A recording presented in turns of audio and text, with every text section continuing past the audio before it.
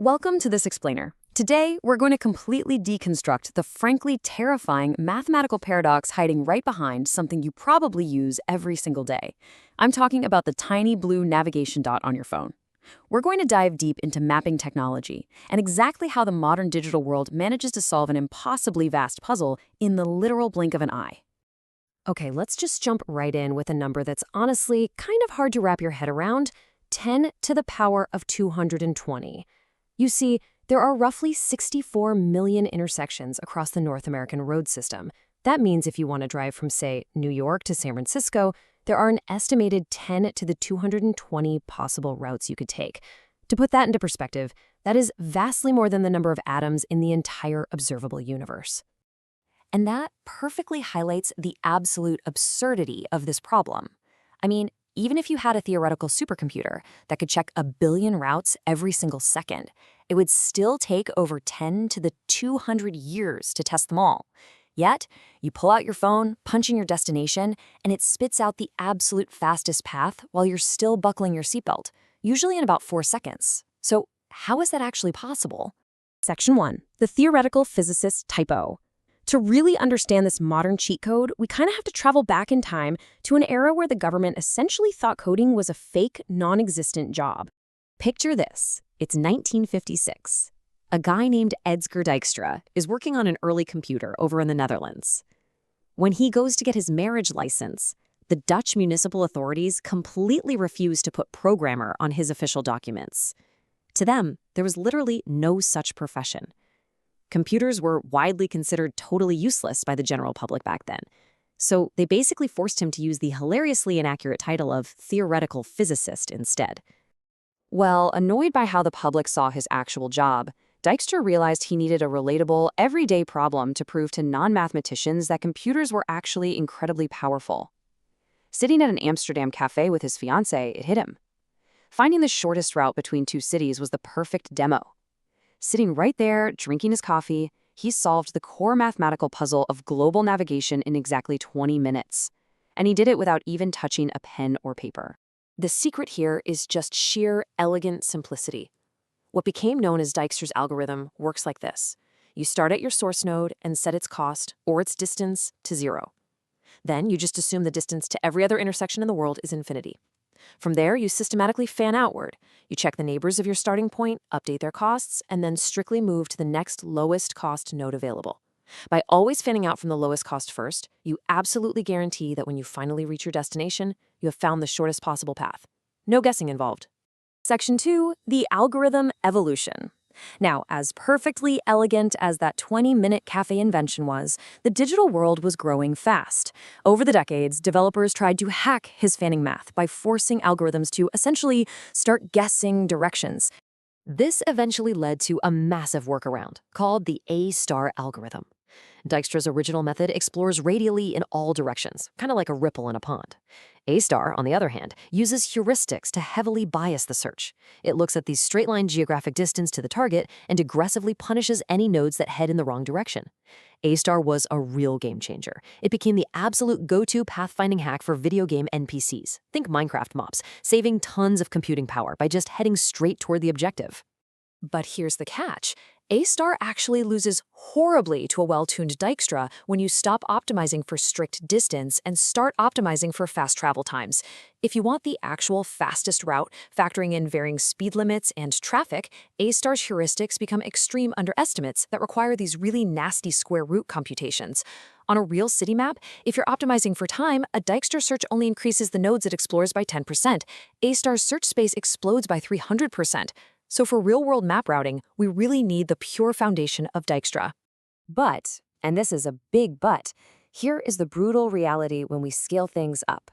Running a pure, well-tuned Dijkstra algorithm across the massive North American road network still takes about 7 agonizing seconds per query. And let me tell you, 7 seconds is an absolute eternity when millions of people are asking a Google or Apple server for directions at the exact same moment. If a mapping server had to sit there calculating for 7 seconds every time someone tapped go, the queue would crash the whole system instantly.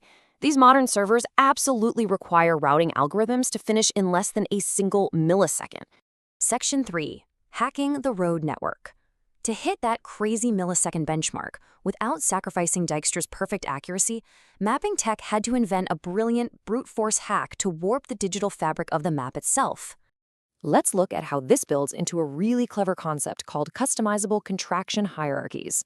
Think about how you actually drive, right? You take a local road, you hop on a major road, and then you hit the highway. Standard algorithms like Dijkstra don't inherently know what a highway is. They treat it equally to some twisty local side street. Contraction hierarchies fix this by pre-processing the entire map. It ranks intersections by importance, giving the highest ranks to massive bottlenecks. Then it forces the search algorithm to only look upward into this pre-ranked ladder, utilizing huge pre-calculated shortcuts instead of constantly checking irrelevant side streets. Now, to figure out those ranks, the pre-processing algorithm looks for ways to literally slice the map in half. And it turns out the entire North American road network mathematically splits perfectly down the middle across exactly 102 bottleneck nodes. And this is easily one of the most mind-blowing facts of this whole explainer. If you plot those 102 highest-ranked map-splitting nodes on a physical map, they align almost exactly with the very real, very expensive bridges crossing the Mississippi River. Because of how the continent's infrastructure is built, if you are routing from coast to coast, your digital data absolutely has to funnel through these massive Mississippi River bridge nodes. This instantly allows the algorithm to just ignore millions of irrelevant local streets on either side of the river. This whole process is called nested dissection. It recursively chops the map in half over and over, right along natural geographic borders. After the Mississippi, the next highest-ranked intersections follow the Ohio River. Then they trace the Appalachian Mountains, the Potomac River, the Rocky Mountains, and the Colorado River.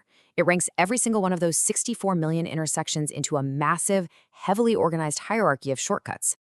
So the whole system basically breaks down into three pretty brilliant phases. Phase 1 is calculating that vast hierarchy and throwing in the necessary shortcuts. This takes about an hour and 40 minutes, but it rarely changes unless, say, a brand new road is built. Phase 2 calculates real-time traffic weights, which takes about a second and just runs constantly in the background. And Phase 3 is the actual search.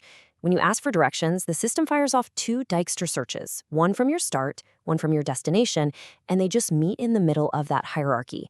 The total search time, less than a single millisecond.